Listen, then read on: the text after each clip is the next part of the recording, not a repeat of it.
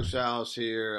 Had a lot of great feedback from our guard tackle counter video. So I had a lot of questions on it. So I wanted to follow up with a few answers.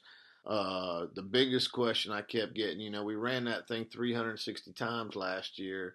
So the biggest question I was getting was, how do you protect the counter? And we came up, I think we got about six different ways that we try to protect it. And they're nothing extraordinary. We protect it with play action. We protect it with RPOs. We protect it with, you know, built in the run the queue and then running and then throwing quick screens off the same counter action, just part of the built in play. And then our next big answer is this play I'm going to show you today. This is it's what we call 25-24 rock, but it's just one of those backside backwards runs. So we're going to be blocking counter one way, but we're going to be running the tailback the other way and reading that backside end and deciding whether to give it to him or to let the quarterback keep it. So let's look at this. Let me click off my face here. We ran the rock 18 times last year for 9.1 average. Yeah, I know. We should have ran it more. We ran it out of slot right, slot left, and out of 2x2. It was 9 times to the right for a 10.4 average, and then it was 9 times, so we were dead even. 9 times to the left for 7.7 average. So if I can figure out how to get out of this thing, we'll go ahead and look at some cut-ups of it. Let's go here.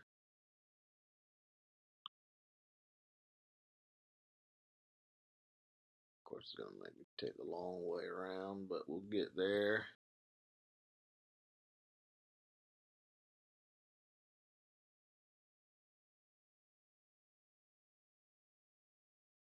And here we are.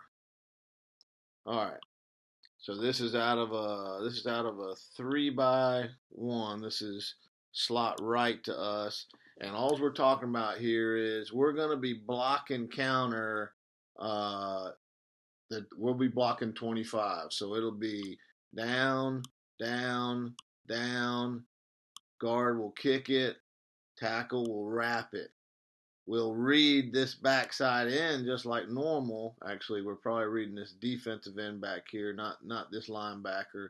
And the tailback is running a sweep this way. Receivers are blocking for him on the sweep, and the quarterback has two bounces to decide whether he's going to hand it off or whether he's going to take the ball and go back this way, running the counter. All right, so it's just a backwards run reading the backside end. It's not there. He's not reading this one. He's reading this guy right here. All right, so let's see it. So probably could have argued that he should have pulled it right there, but he hands it off. Tailback had some good speed. That was 1st and 10, and he made 13 yards on it. All right, here it is out of 2x2.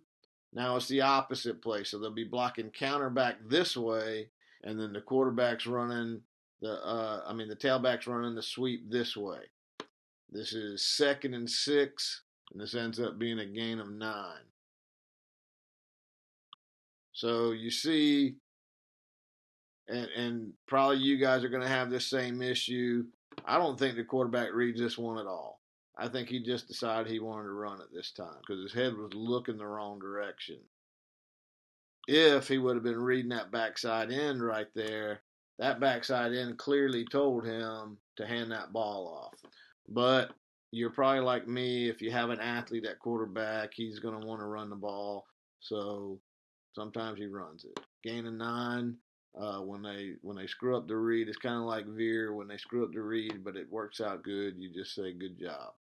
All right, here we go. This is slot right for us.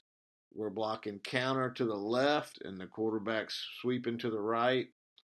This is 1st and 10, and we get a gain of 6 here.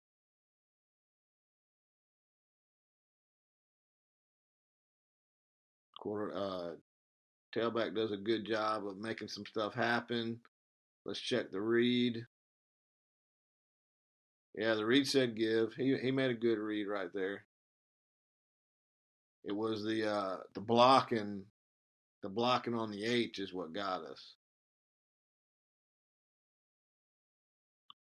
And we had a little sophomore there, and he was kind of getting bullied by that guy. But that the read is correct. It was we missed the block there, but it still ended up being a nice play. All right, here we are again. This is 2x2 again. It's 1st and 10, and this one goes for 38.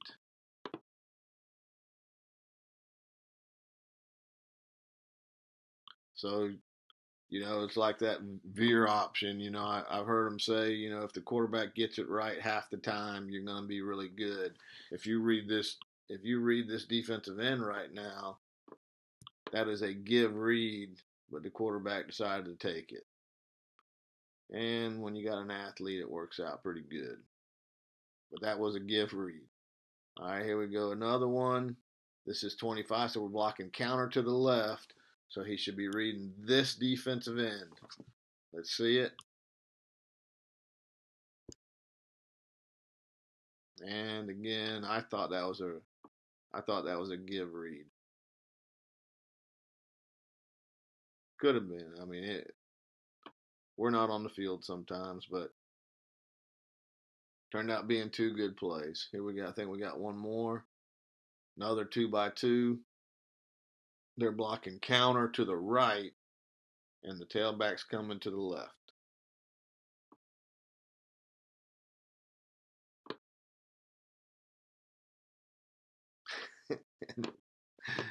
And you see my good coaching right here, because I would have said that was a pool read that time.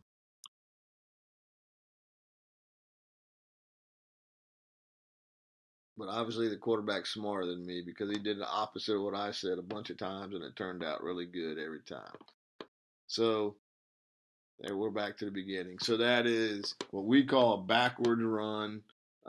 Very productive play for us last year, even if we weren't reading it the way I would want to read it every time. Uh, Only called it 18 times, so there you go. You can tell I'm not a very smart coach anyway, because I should have called that thing a lot more. All right.